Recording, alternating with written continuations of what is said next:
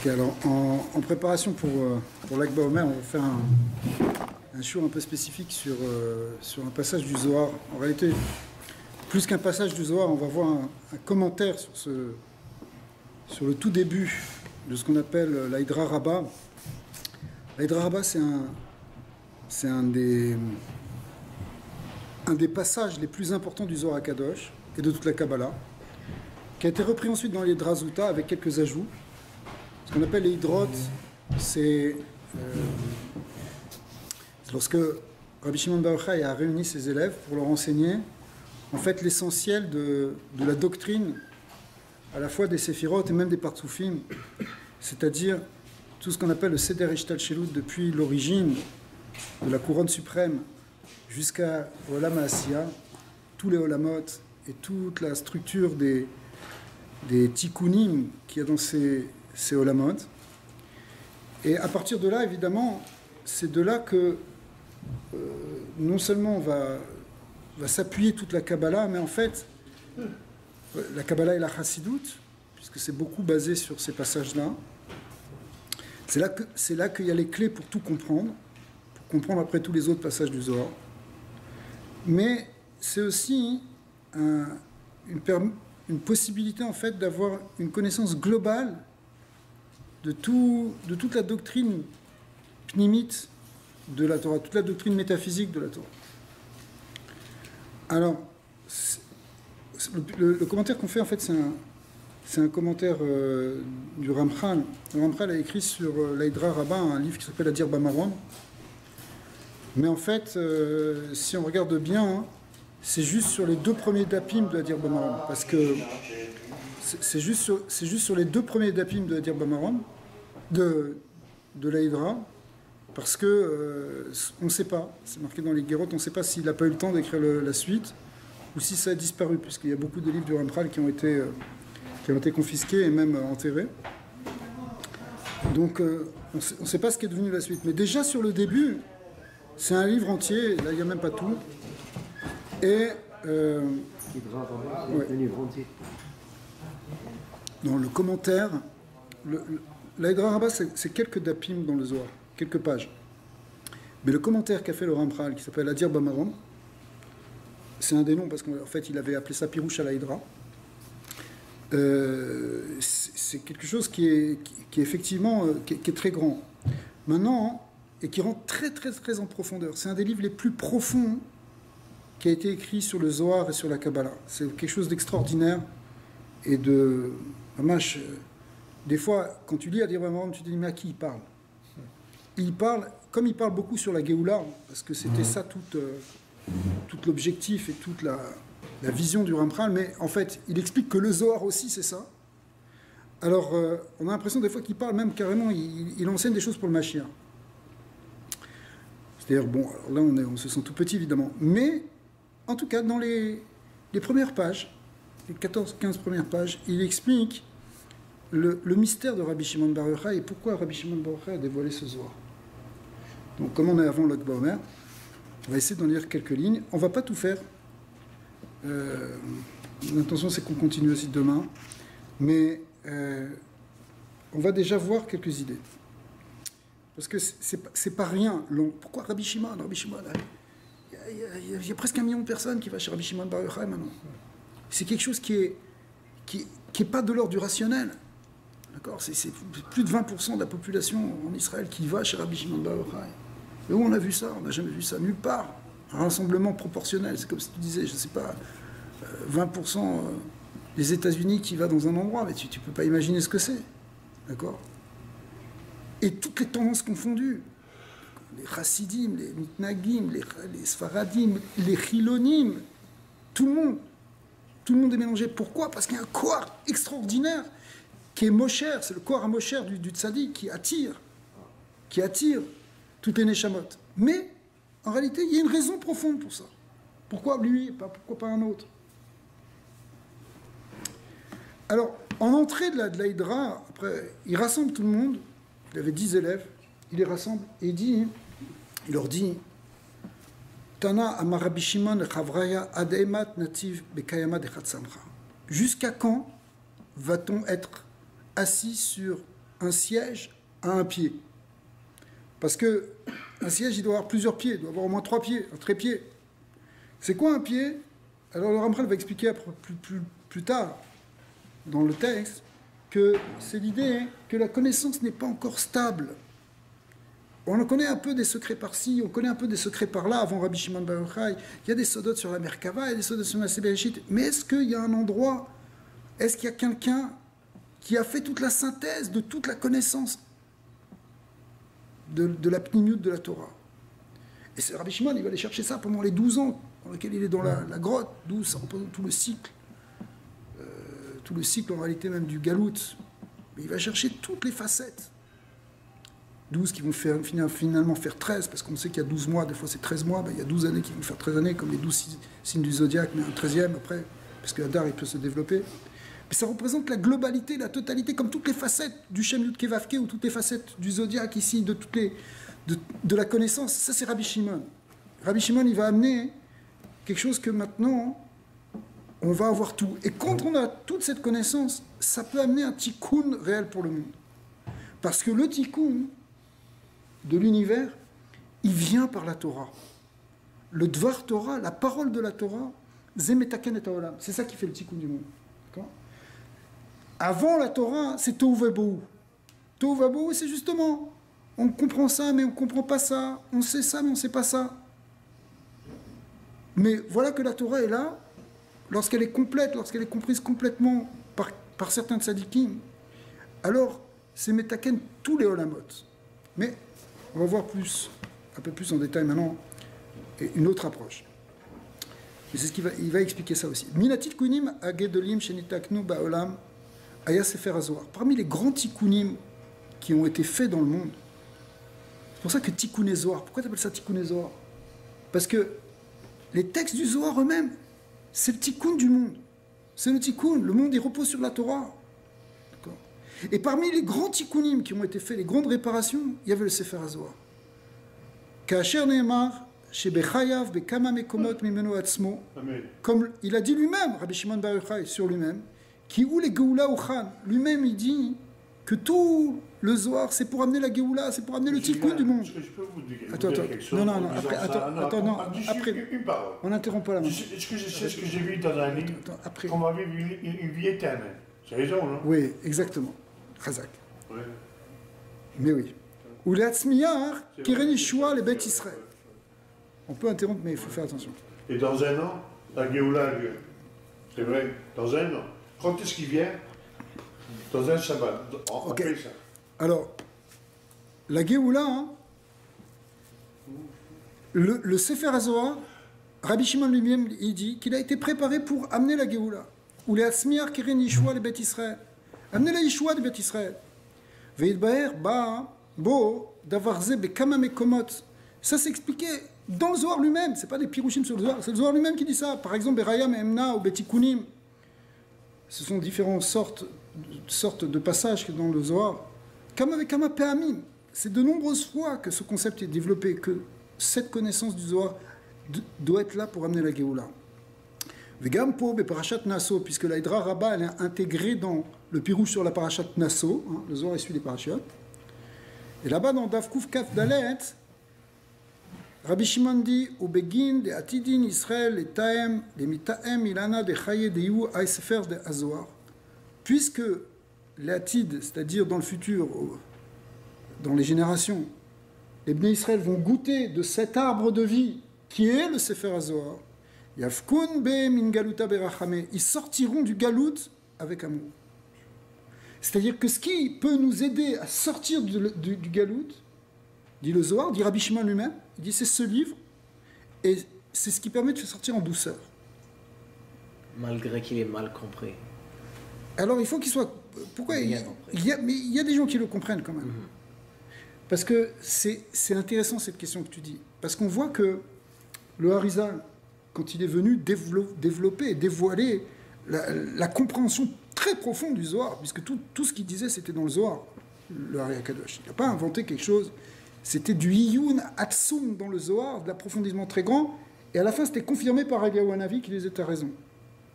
C'est pas qu'il marchait dans la rue, il a eu des guilouines, le Harizal. Le Rizal, il passait des fois sur des passages, il pouvait rester 20 heures, 25 heures sur un passage du Zohar sans s'arrêter. D'accord? Enfin, sans s'arrêter plus ou moins, quoi. Mais il ne mangeait pas, il ne dormait pas. D'accord? Jusqu'à ce qu'il comprenne et qu'il ait Mamash du roi Kodesh qui lui dise que c'est comme ça. Donc, il est venu développer et expliquer le Zohar. Mais on voit qu'il est venu et il a dit, comme on l'avait étudié l'autre fois, pour les Iloula de Rapraim Vital, il est venu et il ne voulait que enseigner à Rapraim Vital et à personne d'autre. Et il lui a dit plusieurs fois, il a dit, je ne suis venu dans ce monde que pour t'enseigner à toi. Et si je t'enseigne à toi toute la Torah, toute la pnimut de ta Torah, ta neshama, elle va être prête pour la Géoula, c'est-à-dire que tu vas être le Mashiach. C'est comme ça qu'il lui a dit. D'accord? Et la Géoula, elle va être là. Donc, à la limite, il faut qu'il y en ait un qui comprenne. Théoriquement. En tout cas, à l'époque du Harizal, c'était comme ça. Mais maintenant, ça ne veut pas dire que les autres, ils doivent rester dans l'ignorance. C'est pour ça que la Chassidoute, et ça c'était le cadeau qu'Hachem a fait en voyant le Baal Shem Tov, et ensuite ses fils et petits, enfin, ceux qui ont continué, c'est d'amener aussi cette lumière pour chaque Ben Israël, que chacun il a un chélek dans ça. D'accord? Mais tu sais que Rabbi Shmuel il racontait autrefois que lui, quand il était à Tétouan, il n'y a pas longtemps, il y a quelques dizaines d'années, c'est pas longtemps, eh bien, il s'était fixé tous les jours de 1h à 2h dans la journée, de 1h à 2h, les gens ils arrêtaient le travail, ils vivaient une vie normale en fait. Et qu'est-ce qu'ils faisaient? Tout le monde se réunissait, les grands, les petits, les enfants, tout le monde allait à la grande synagogue et il faisait une lecture du Zohar. Et il lisait le Zohar tous les jours. C'était ragil, c'est pas moi de ces Shabbat, c'est tout le temps. Tous les jours comme ça en semaine, c'est normal. C'était le CDR normal. Et on le lisait avec des ponctuations, il y avait le rabbin qui reprenait, et, tout, et chacun son cours, quelqu'un lisait. C'était Kavois depuis des générations. Et le seul fait de le lire, même si on ne comprend pas, c'est une valeur extraordinaire. D'ailleurs, l'essence en réalité du Zohar, c'est que c'est quelque chose de tellement profond qu'en réalité, on ne peut pas dire vraiment qu'on comprend jusqu'au bout. D'accord? Même, bon, évidemment, on ne parle pas de gens comme le Harizal, mais c'est quelque chose qui... tu rentres dans une chorma elakit, dans une sagesse divine, donc une sagesse infinie.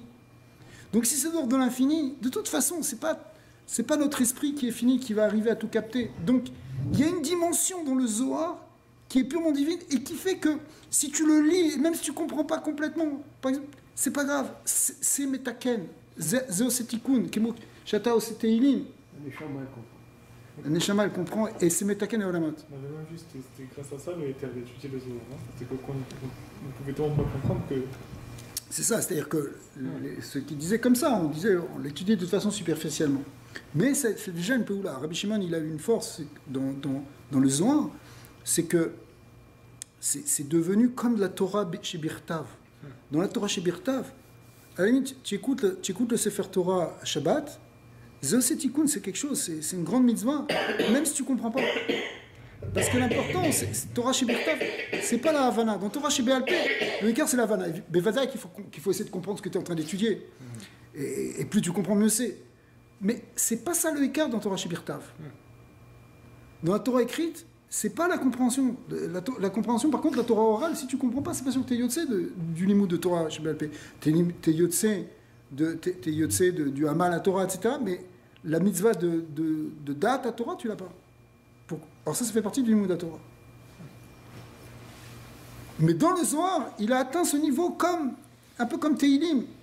Teilim qui est Torah chez Birtav et Torah chez Baal Peh en même temps. D'accord? Alors, qui ou les Geoula ou Khan, ou les Hatzmiach Keren, Yeshua, les Beit Israël, c'est vraiment pour la Geoula. Alors on a vu ce passage que effectivement, Ve'inyan hazeh taloy ou be'ikarim gdolim me'ikare ha'chochma. Mais en fait, tout ça, ça vient des grands principes de la sagesse. Ou mushrash be'om kea anaga. Et c'est enraciné dans les profondeurs de la anaga, c'est-à-dire des lois qui dirigent le monde. Des lois, parce qu'il n'y a pas que les lois matérielles, il y a les lois spirituelles, qui font la anaga du monde, qui font comment ça fonctionne. Les étoiles, Oui, mais les Hanaga ici, dans la Torah du Ramchal, c'est le système des séphirotes qui dirige l'univers.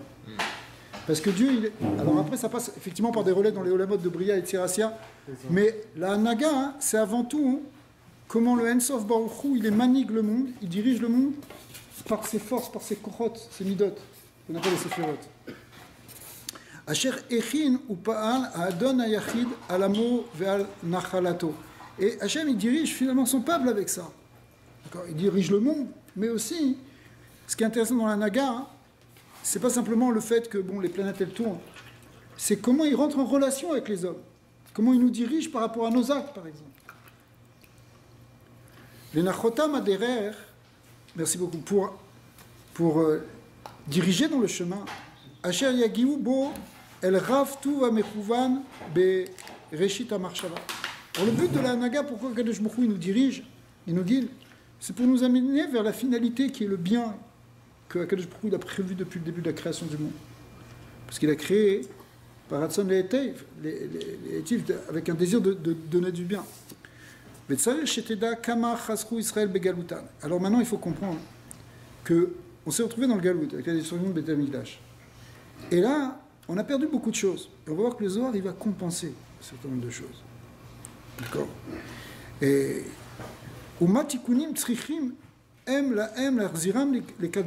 qu'est-ce qu'on a besoin comme tikkunim pour revenir à ce qu'on avait avant? Ou Bershov, Ameshorev, le Meshorer, c'est-à-dire David Ameler dans les Teilim, Alinyan Azeh, Ve'ivin Achisronot Agedolim Aele. On voit que David Ameler, il a médité, avant même la destruction de Beth Amikdash, il avait vu déjà tout ça. D'accord.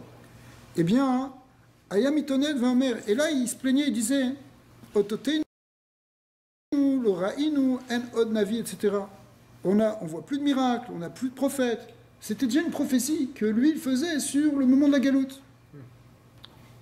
Qui bémet, Chochma Rabba Ve'ekara Avdam et Israël. Parce qu'effectivement, avec la destruction du temple, on a perdu une grande part de notre sagesse.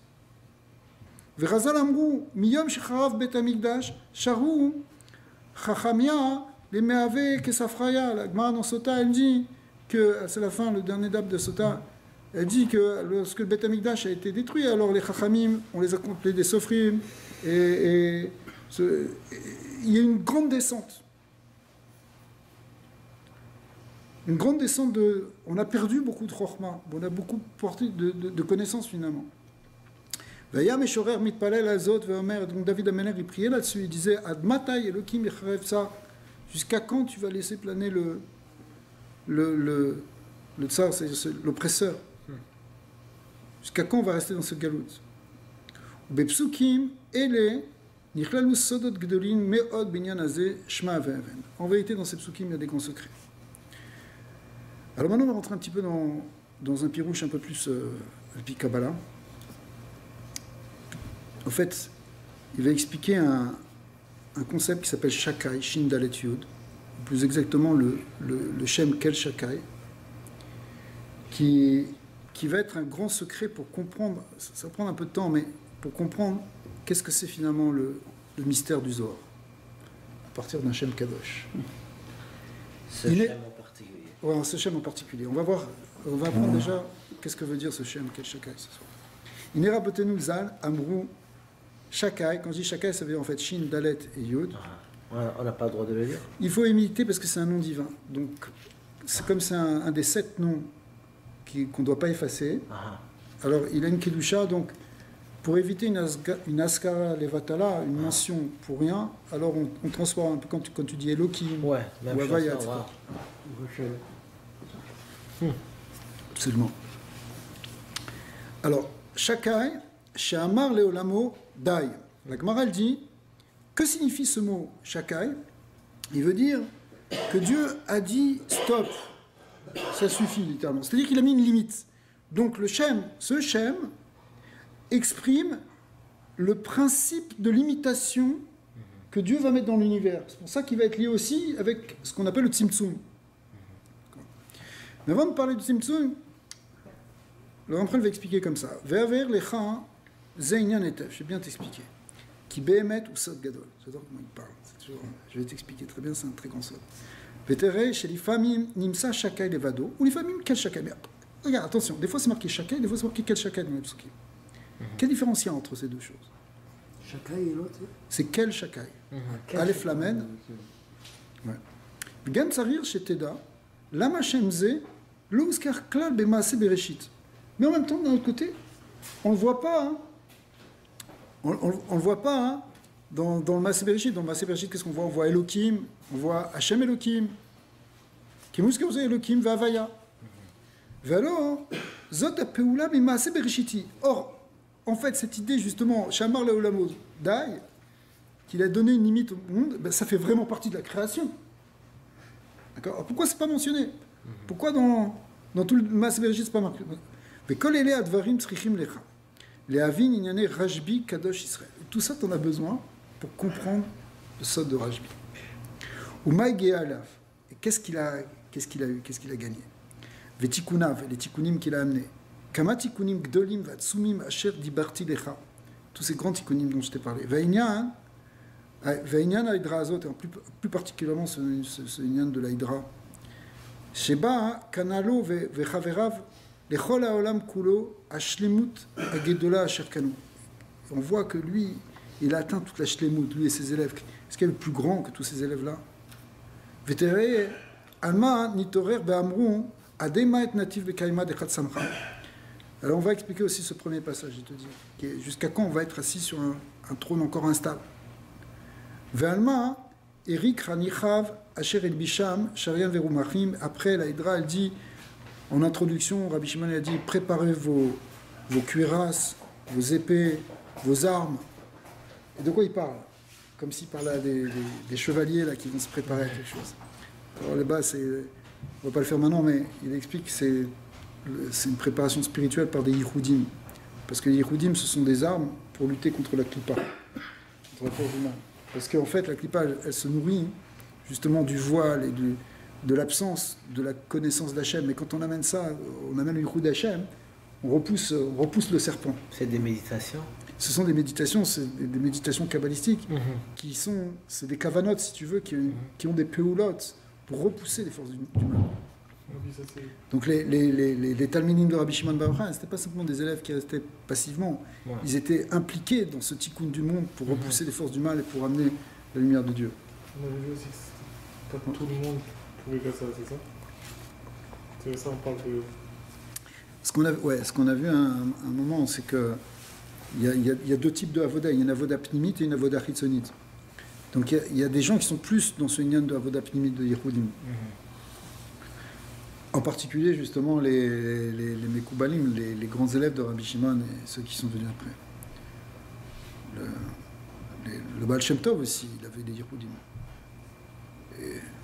D'ailleurs, ce qui est marqué en réalité dans la Higueret du Baal Shem Tov, c'est que quand il a demandé au Mashiach, Mata et Timar, quand est-ce que tu vas venir? Il a dit Sheafutsu Mayatsra Chutsa, Ve Yechadou Yehudim Kamocha, et qui feront les Yehudim comme toi. Sauf que c'est un passage, on n'en parle pas beaucoup. On n'a jamais entendu cette partie-là. C'est écrit Mefourash, mais c'est écrit Mefourash dans la Higueret. C'est une Higueret authentique du Baal Shem Tov, qu'il a écrit à son beau-frère. Et dedans, il dit comme ça. Pourquoi pourquoi? Parce qu'en réalité, après ça, les rébéim, ils ont compris que ça, c'est pas quelque chose qu'on peut demander à tous. Et que même cette kavana du Baal Shem Tov, que c'était descendu maintenant dans un point où ça suffisait qu'on soit mégalé la Torah du Baal Shem Tov, et Yehudim, ça va venir m'émêler. Mais il y a un concept, normalement, qui existe. Mais comme tu dis, c'est peut-être pas pour tout le monde de faire des Yehudim. C'est pour ça que ça n'a pas été tellement développé. Mais tu vas nous enseigner quelque chose avec le Shakai ce soir, genre après on va faire une méditation. Tu veux du pratique, hein, Khazak, tu as raison. On va pas étudier la théorie pour rien, non? Non, exactement. Alors, et akol evaer lecha beseder nachon uber etev besiata dishmaya kiad Hashem udva alay. Alors maintenant, il faut comprendre, maintenant on va rentrer dans la Kabbalah. il y a dans les sphirotes ce qu'on appelle Za et Nukva, Zeranpin et Malchut, qui correspondent aux 7 sphirotes inférieures de Hatzilut. D'accord? Zun, Zeranpin et Nukva, הם הנרשבים 7 תחתונות דאצילות, זה 7 ספירות inférieures דאצילות. והם שורש לכל ענייני העולם התחתון והדאגתו. Le shoresh du Olam HaTachton, c'est-à-dire du Olam Hazé, il est guidé, il est produit et guidé par ces 7 sphirotes qu'on appelle Zeir Anpin et Nukva, qui sont les 7 sphirotes inférieures de Hatzilut. Vesodam, Sheva Yeme Bereshit, Shebaem Nivra Olam. C'est pour ça que c'est 7 jours de Bereshit. Le premier jour, deuxième jour, troisième jour, c'est quoi en réalité ce premier jour? C'est les 7 sphirotes, d'accord, qui produisent le Olam HaTachton. Ve'aven, c'est-à-dire l'ignan de Olam Haba, il va venir par les sphirotes d'au-dessus.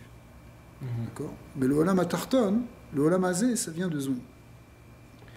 Ve'aven, ve'dikdek, c'est pour ça que le Olam Haba, c'est Bina, c'est Chochma. Mais là, on va voir des ignanim sur Bina aussi, en tant que Shoresh.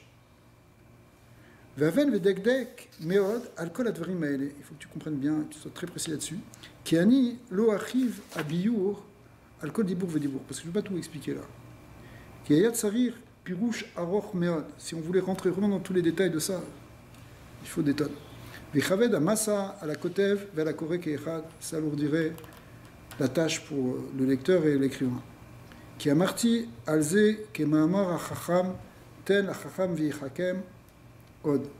C'est quoi? C'est marqué dans les Mishneh, dans les proverbes, donne au sage et que le sage il réfléchisse, il fasse preuve de sagesse. Donc le principe, en réalité, que le Ramchal il donne, c'est pour ça que c'est un livre extrêmement profond, tu peux rester des jours sur 2 lignes, parce qu'il te donne un truc et après, débrouille-toi. Ouais. Parce que s'il voulait tout expliquer, ça aurait pris 10 livres comme ça. Rak shelo tiye oved, over ve'oler, al adverim ke'oider boderer aslula lefanav, ki im, shetaskil vetitbonen be'iyun amok. Il te dit, en réalité, ça demande beaucoup de iyun. Commence pas à rouler là-dessus. Il faut que tu approfondisses. Al-kol psia ou psia, sur chaque pas que tu vas faire dans ce sefer, en fait, il faut vraiment t'arrêter. Bon, ça fait partie un peu de son introduction, si vous voulez. Kias tatsiya al-derachicha, vedaï lecha bazé aera, ça suffit que je te dis ça. Veillez, ani, mefaresh, veoler, des filles d'arki, et je vais continuer à expliquer à ma manière. Kvar amarti, chez Azun, em shoresh, aolam azé, venagato. Je t'ai déjà dit donc effectivement que ces 7 sphirotes, Zeir Anpin et Nukva, sont la racine et c'est ce qui permet de diriger ce monde d'en bas. Ve'ima, ce qu'on appelle Ima, Ima ça veut dire M, mère, c'est en fait la sphirote de Bina. Elle est au-dessus de ces 7 sphirotes. D'accord? Normalement, il y a Keter, Chochma, Bina, et ensuite c'est Chesed, Gvura, Tiferet, Netzar, Od, Yesod, Malchut, qui sont les 7 inférieurs. Mais donc au-dessus, il y a Bina. Bina, dans la Kabbalah des Partsoufim, du Harizal, on l'appelle Ima. D'accord? Donc il y a Zeir Anpin et Nukva, et au-dessus il y a Ima. Alors Ima, qu'est-ce qu'il fait au-dessus? Eh bien, c'est le mécor de ces 7 sphirotes. Parce que ça va être, on va voir, c'est ce qui va générer. C'est pour ça qu'on l'appelle la mère, Ima, c'est-à-dire la maman. C'est leur maman. C'est leur maman, pourquoi? Parce qu'elle va les produire. On va voir même comment elle va les générer. Il y a une matrice qui va créer ces sphirotes, et qui va être en fait la matrice du monde. D'accord? Quand on dit que les 7 sphirotes, c'est la naga du monde, ça veut dire, je sais pas, dimanche c'est chesed, genre lundi c'est Gvura, et Hachem il se révèle à travers cette sphira, c'est ça que ça veut dire? Par exemple. Okay. Mais après ça rentre dans les détails des détails si tu veux. Okay. Mais effectivement, les 7 jours de la semaine, c'est un très bon exemple, parce que Yom Rishon, dimanche, c'est chesed. Et il y a une kavana spéciale, il y a une aéra, il y a une lumière de spéciale de chesed. Mais en réalité, comme on voit là dans Sfirat HaOmer, où aussi, tout dépend de ces 7 sphirotes. Et il y a une itkalalut, c'est-à-dire une inclusion, une interprétation des sphirotes les unes dans les autres. C'est pour ça que... Il y a tous les jours ça, pas seulement durant la Sfirat HaOmer. C'est ça, tous les jours. Ouais. Tous les jours, il y a quelque chose. Sfirat HaOmer, il y a quelque chose de spécial. Ouais. Okay. Qui est pas d'ailleurs... qui ne suit pas forcément les 7 jours de la semaine. Là, cette année, ça tombe comme ça. C'est-à-dire le premier jour du Homer, c'était un dimanche. Donc ça suit, mais des fois, c'est pas pourquoi? Parce que c'est ce qu'on appelle une autre ma'arechet, une autre structure du temps qui fonctionnent en même temps. C'est-à-dire tu peux être par exemple dans un dimanche, dimanche de la semaine, mais en même temps c'est un jour de Gvoura dans Sfirat HaOmer.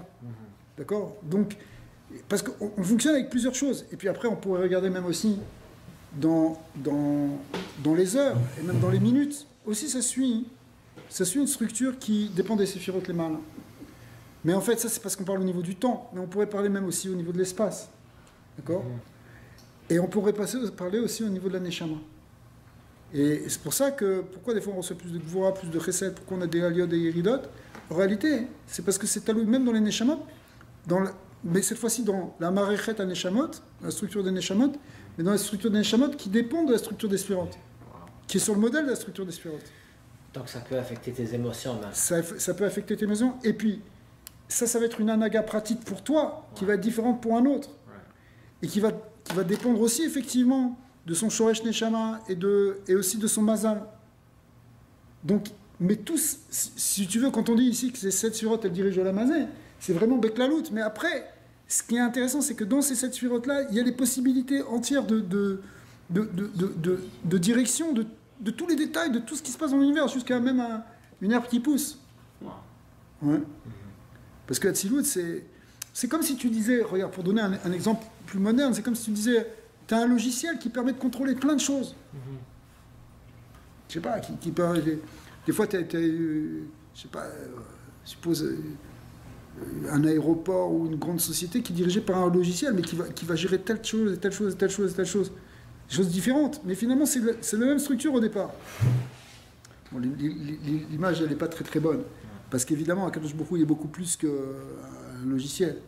Mais beaucoup plus, c'est même pas un mot. C'est de l'ordre de l'infini. Parce que les séphirotes, bien qu'elles soient justement de l'ordre du fini, puisque on dit Chesed, on dit Gvura, on dit des nombres, mais en réalité, leur pnimiut, elle est dehors, c'est du Or En Sof. Donc comme c'est Or En Sof, elles sont infinies. C'est pour ça que la direction de Dieu, la manière dont il crée et il dirige le monde, ça vient de quelque chose d'infini, il n'y a aucune limite pour lui. Ouais. Mais l'influence de l'homme pour modifier cette... parce que si on va comme ça, là, on va selon un cédère de Teva. Non, Bouge pas. Ouais. Donc la Torah, la pratique des mitzvot, elle vient modifier. Alors ça vient aussi, si tu veux, il y a tout qui joue. Parce que tu as le libre arbitre, tu as aussi le mazal, tu as le srutavot, tu as le gilgoul, tu as plein de choses qui fonctionnent dans une personne. Tu comprends? Et c'est certain que toi, tu as ta avoda, tu as ton désir, tu as ta tfilat, tout ça, ça compte. Et tout ça, ça rentre. Ça va recalculer, si tu veux. C'est comme si à chaque fois tu ramènes une information au niveau de ces sphirotes qui fait que la naga elle redescend d'une autre manière. Mais pourquoi tu appelles ça du Teva? Parce que si c'est dans le Teva, mais pas que dans le Teva. Pourquoi c'est du Teva? Oui, parce que s'il n'y a pas d'application de l'homme... C'est une structure spirituelle qui est en train de t'expliquer. Si elle est fixe... Mais alors regarde, je vais t'expliquer le modèle. Elle est fixe, et s'il n'y a pas une application de l'homme pour la modifier. Non, mais c'est pas... De la façon comme moi je comprends, on est en train d'expliquer un petit peu le engineering en arrière de comment Hachem il gère le monde. Ouais. Mais toi tu as une influence là-dedans. Mais Vadaï. Toi tu as une influence là-dedans. Ta avoda elle a une influence. Est-ce que tu as une influence sur l'air dans cette chambre? Elle est là. Oui, j'ouvre la fenêtre, je ferme la fenêtre, je fais rentrer plus d'air, je fais rentrer moins d'air. Oui, mais tu changes pas l'air. Tu comprends? Bah, si je comprends pas, si on est en train de voir un petit peu derrière les rideaux comment Hachem il gère le monde. Mais quand Hachem il gère le monde, il nous a gérés comme des créatures qui ont aussi une possibilité. Okay. Mais ça fait partie aussi, si tu veux, ça fait partie aussi du système au sens où on peut. Si dans la clalou des choses, puisque vous rentrez dans ça, il y a là. En fait, quand on dit ici Zun, Zeranpin et Nukva, justement, il y a un côté masculin et un côté féminin. Okay. Et le côté masculin avec la loutre, il correspond au côté de Dieu qui agit par rapport à nous. Et le côté féminin, c'est nous qui agissons par rapport à Dieu. C'est le Shem Ma et le Shem Ben aussi. En fait, il faudrait beaucoup de temps pour expliquer tout ça. Mais effectivement, on va retrouver ça. Mais ici, on a le principe général qui est contenu dans ce nombre 7, si vous voulez, dans ces 7 séphirotes. Mais ce qu'on va voir maintenant, on va essayer de remonter un cran au-dessus. Le shoresh de ces 7 séphirotes dans le partsouf qui est au-dessus, dans le Inyan de Hima. Alors, Ve'ima, il y a makor laem, c'est le makor, c'est la source, c'est la matrice en même temps. Chez Misham, em yotzim. Ou beyesod shela, parce que quand on dit ima, c'est-à-dire la sphira de Bina en tant que partsouf, en fait, quand il dit un partsouf, ça veut dire que cette sphira, tu la vois comme une structure elle-même de 10 séphirotes. Et donc, dans la sphira de Bina, qu'on appelle ima, il y a Chesed, Voa, etc. Il y a aussi les 10 sphirotes, dont une sphira qui s'appelle Yesod. Et Yesod, c'est la sphira qui, justement, amène la génération. C'est le Inyan de, justement, ce qui va produire, justement, les partsoufim inférieurs. Ouais. Et Biseot Shela, Yeshem Kel Shakai. C'est-à-dire que le nom Kel Shakai, dont on a parlé au-dessus, dans Yesod de Bina, il correspond à Yesod Ima. Exactement, Yesod de Bina. Sham Mistaerim Kol Sfirot Zun Terem Tzeitam. En fait, c'est là-bas que sont formées les séphirotes, les 7 sphirotes inférieures. Elles sont déjà formées dans cette matrice avant de sortir comme 7 sphirotes entières de Hatzilut, qui elles-mêmes vont guider le monde d'en dessous. Mais elles sont d'abord formées dans Yesod Ima. Comme un bébé qui est dans la matrice maternelle. Et en fait, je t'ai déjà expliqué ça ailleurs. Chez Bosod, Or Maïm Rakia Umea Barkan. C'est un concept qui est marqué dans le Zohar et dans les Tikkunim, que la création, elle vient en ce qu'on appelle ici, le Zohar il donne 4 étapes, comme les 4 lettres du Shem Yud Kei Vav Kei. Il dit, avant que la réalité elle devienne palpable, saisissable, elle est d'abord, au départ, il n'y a que du Or En Sof. Donc elle est d'abord lumière. La création est d'abord lumineuse, d'abord de la lumière. Cette lumière, finalement, va devenir de l'eau. Quand on parle de l'eau et de lumière, attention, il ne faut pas comprendre au niveau simplement périphérique des choses, là. On parle à un niveau beaucoup plus élevé. Donc mais pas de l'eau non, c'est le principe de ce que représente l'eau. C'est-à-dire, l'eau, elle représente déjà, si tu veux, quelque chose. C'est déjà un épaississement par rapport à la lumière, mais en même temps, il n'y a pas de forme. C'est-à-dire, c'est encore une potentialité d'existence. Au départ, c'est de la lumière, c'est-à-dire, c'est une création. La création est dans son état, si vous voulez, purement divin. Et puis, elle descend jusqu'à devenir une potentialité. Et après, cette potentialité, elle se développe et elle donne l'ensemble des possibilités de la création qu'on appelle Rakia. Rakia, bon, c'est quoi? C'est-à-dire l'espace. C'est l'espace qui contient l'ensemble des possibilités de la création. D'accord?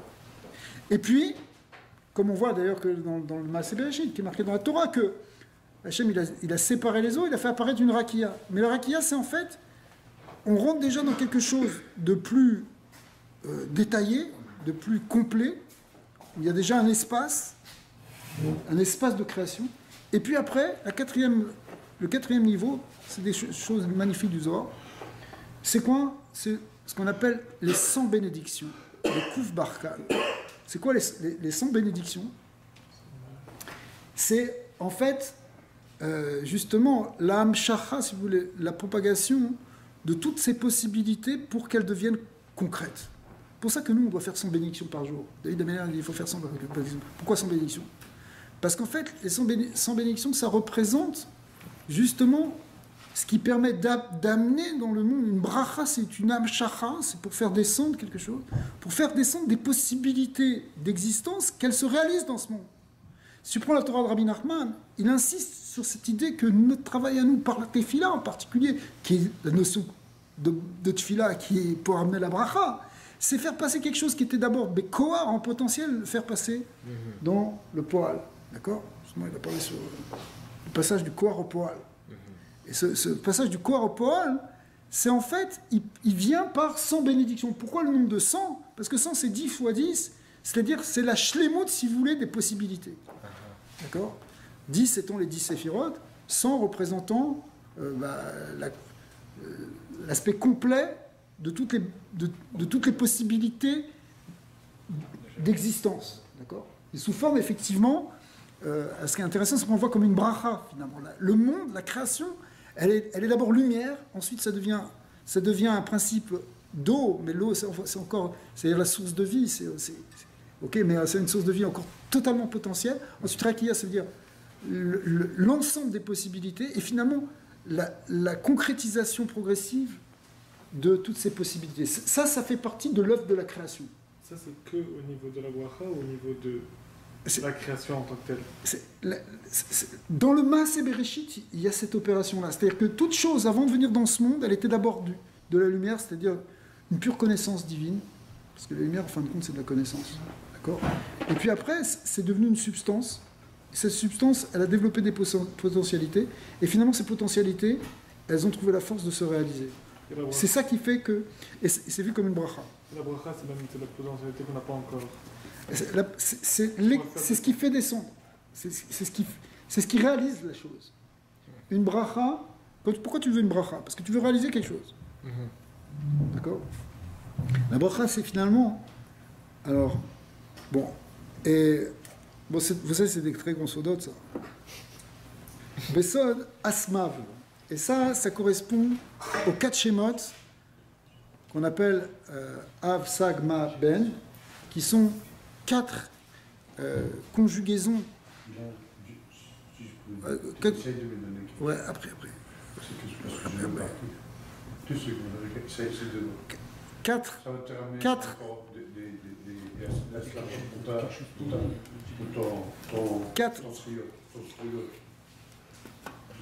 Les 4 Shemot du Shem Yud Kei Vav Kei, ouais. Il y a 4 noms principaux qui sont Afsag, Ma et Ben. Ouais. 72, 63, 45 et 52, qui représentent les 4 manières d'exprimer le Shem Yud Kei Vav Kei, qui sont eux-mêmes en correspondance avec les 4 lettres du Shem Yud Kei Vav Kei, et qui sont ces 4 étapes. C'est-à-dire que, parce que le monde, c'est... Nous, on voit le monde que physique et tout ça, on a notre tête d'un dent parce qu'on a un date tartonne. Mais en réalité, hein, toute la réalité, même physique, c'est rien que le nom d'Hachem. Kilo alechem evado yichya adam, et là, kol motsipi Hachem. Tout ce qui est derrière la création, le voile de la matière, c'est en fait une énergie qui est l'énergie divine. C'est la lumière divine, c'est la parole divine. D'accord? Cette parole divine, effectivement, elle passe de la lumière jusqu'à la chose concrète, comme on a vu dans ces 4 étapes. Et c'est ça que représentent ces 4 lettres du Shem Yud Kei Vav Kei, ou ces 4 Shemot du Shem Yud Kei Vav Kei. D'accord?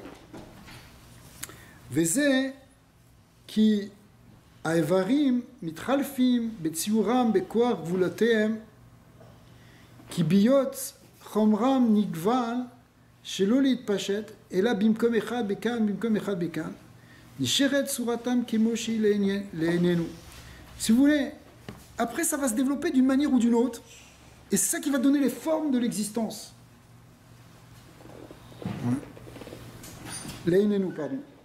והנה, כמו כן למעלה, ביות יוצא האורות להתפשט לעשות כל הספירות הפרטיות מדרגותיהם, אלמלא נסתערו בחותם זה המגביל לכל אחד מהם נטיותיו. Alors, en fait, ce principe-là du monde qui vient à l'existence et qui s'épaissit en quelque sorte jusqu'à donner une forme particulière qui est la forme de chaque chose qu'il y a dans le monde, en fait, ce principe, on le retrouve déjà dans la génération de ces sphirotes en haut. Est-ce qu'il y a une avoda qui va... Si la bracha, disons, c'est ce qui fait activer le processus pour faire descendre, il y a une avoda particulière pour chaque étape, je suppose, qui est différente. C'est-à-dire, on est capable de savoir où ça bloque d'une étape à l'autre. Les tzadikim, eux, c'est ceux qui, finalement, ils font descendre la bracha en débloquant par la tfila, ils arrivent à débloquer des niveaux. D'accord ? Mais ici, ce qu'on est en train de te dire, c'est que ce passage à quelque chose de qui a une forme, une structure, certaines limites, on le retrouve déjà dans la production des séphirotes. Ouais. C'est pour ça qu'il y a un Shakai dans le Yesod, c'est ça? Ça veut dire que c'est limité. Alors on va voir, parce que après ce qu'il va expliquer, il va expliquer que ces deux aspects de Kel, le Shem Kel, il va représenter, comme c'est le côté du Chesed, il va représenter au contraire le déploiement de la lumière. Et le mot Shakai, il va représenter Limite. ce qui va donner la forme à cette lumière. Cette lumière qui, petit à petit, prend forme et prend une certaine... En fait, la forme, ici, on est en fait dans le chorage de la forme. Évidemment, on n'est pas dans la forme complète. On est dans ce qui va permettre les formes des choses qu'il y a dans la création. D'accord ? Alors, le côté Shakai, c'est lui qui va limiter. Et le côté Kel, Celui qui donne. c'est lui qui va épancher. Et ils doivent s'unir dans les Yesod de Bina pour donner Alors, les enfants. c'est-à-dire que dans Yesod Bina, il y a les deux choses à la fois. Parce qu'en fait, si toute la création, elle repose sur ces deux forces-là. À la fois une force d'expansion et à la fois une force de limitation, de contraction. Et tout ce qui existe dans la matière, ou même dans les mondes intermédiaires, ce sont des tzimtzumim, ce sont des contractions. Mais contractions de quoi? D'une lumière qui s'est d'abord répandue et puis qui se contracte jusqu'à ce qu'elle donne une forme. Même la physique moderne, elle arrive à ça aujourd'hui, à comprendre que c'est la dernière chose vers laquelle on est en train d'arriver, c'est que finalement, même la matière, c'est qu'une déformation, une contraction de l'espace-temps. D'accord? Avant, on disait c'est la gravitation, la gravité qui va déformer l'espace-temps, mais il y a une manière de voir où c'est l'espace-temps lui-même qui se déforme pour créer de la matière. C'est-à-dire, tu prends ce verre, par exemple, ce verre, c'est une contraction de quelque chose, contraction en fait, de quelque chose de l'univers qui donne ça. D'accord? Et qui lui donne son existence. Alors, telle une contraction... Alors, c'est des choses sur lesquelles il faut méditer, évidemment. Mais il n'y a que des tzimtzumim d'une chose qui est unique, qui est la lumière divine au départ. Ouais. Tout est spirituel, finalement. Au fond, tout est spirituel. La matière, Alors tu vas me dire, bah voilà, on va devenir fou dans cette histoire. Oui, mais c'est pas grave. Mais, non, parce qu'en réalité, justement, notre travail à nous, c'est d'arriver à attacher cette matière, l'attacher avec, justement, son aspect divin. C'est pour ça que tu vas faire une bracha dessus. Pourquoi on fait une bracha? Pourquoi on va prendre un kéli, il va être caché, il va pas être caché, on va faire quelque chose, on va être métaken pour le rattacher et pour qu'il serve à révéler le côté divin qui se cache derrière, le côté de la lumière qui se cache derrière. Pourquoi on mange? En réalité, c'est pour faire ça. D'accord? Mais c'est vrai pour toute la création, finalement. On devrait être capable de voir cette dimension divine. Alors, pour faire rapide, oui. C'est incroyable parce que dernièrement, ils ont découvert, c'est les goïms, ils ont dit que 98% c'est énergie Ouais. et 2% matière. Ouais. C'est-à-dire que toute la matière dans le monde, elle peut être contractée Oui. et que tout le reste c'est de l'énergie. C'est sûr, même dans l'univers, même. Comment ça rejoint directement? Absolument, absolument. Mais même cette matière, elle est elle-même de l'énergie qui s'est contractée sous forme de matière. Tu vois? Alors le lien là avec Rabbi Shimon, Il faut du temps. Il faut, Tu crois que c'est yeah. fast-food? Tu crois qu'on est en fast-food? Tu crois que la Kabbalah, ça... C'est pas que tu fasses C'est à la hache comme ça? non mais parce que je sais que on va avoir des barbes blanches là. On n'aura pas encore compris là. C'est Mais possible. attends, Rabbi Daya, ce que j'ai suivi, c'est que On arrive. Attendez-nous. dans Bina, qui est la mère, qui elle donne, elle fait naître Chesed, Gvura, tout ça, ok, que eux ils donnent la naga de ce qu'on connaît dimanche, on va dire lundi, la façon qu'on vit, ok, fine. Maintenant, qu'est-ce que je fais avec ce nom, Keshakai? Je veux dire, je vois pas, like, what do I do with this now?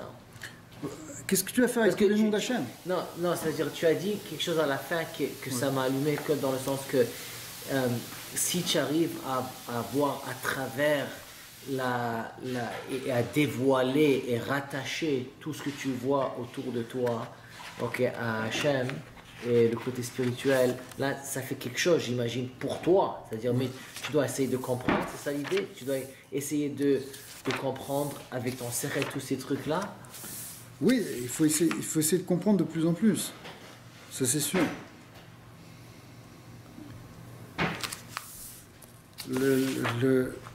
la question de savoir pourquoi est-ce qu'on devrait savoir tout ça, on devrait savoir les mystères de la création, en réalité, ça fait partie. La connaissance, c'est ça qui fait sortir du galout. Pourquoi? Parce que de notre exil intérieur, finalement. Pourquoi? Parce que On se trompe pas sur... l'exil, si tu veux, c'est l'ignorance. Le fait qu'on soit dans une forme d'obscurité, de ténèbres mentales et d'illusion de la réalité, finalement, c'est ça qui fait qu'on est en galoute. Mais quand on commence à comprendre, on commence à voir, on est peut-être très loin de ça, mais finalement, c'est ça, la Torah, elle est là pour nous faire sortir du rat des pâquerettes.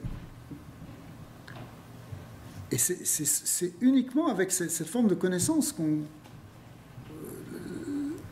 Pourquoi l'étude de la Torah, c'est si important? Pourquoi c'est si important? Parce que quand tu étudies la Torah, le fait d'étudier la Torah, le fait d'étudier cette profondeur, tu étudies la Chassidut, tu étudies les Mahamarim de Rabbi Nachman, etc.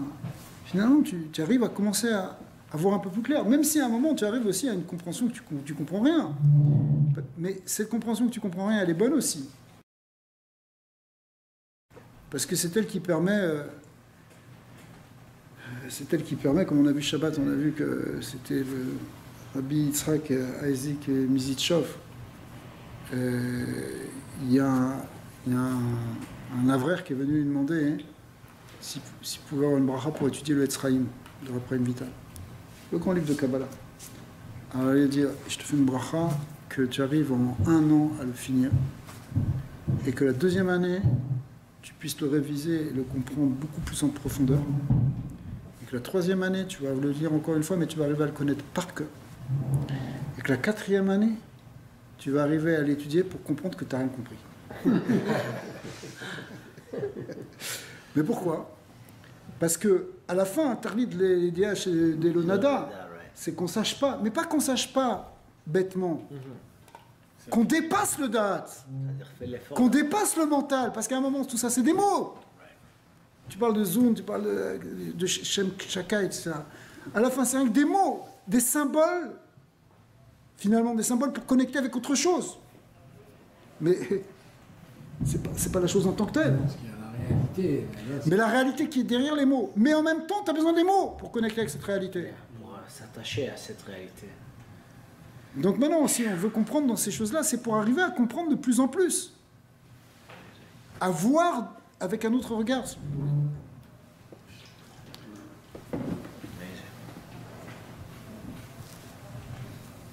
Ouais.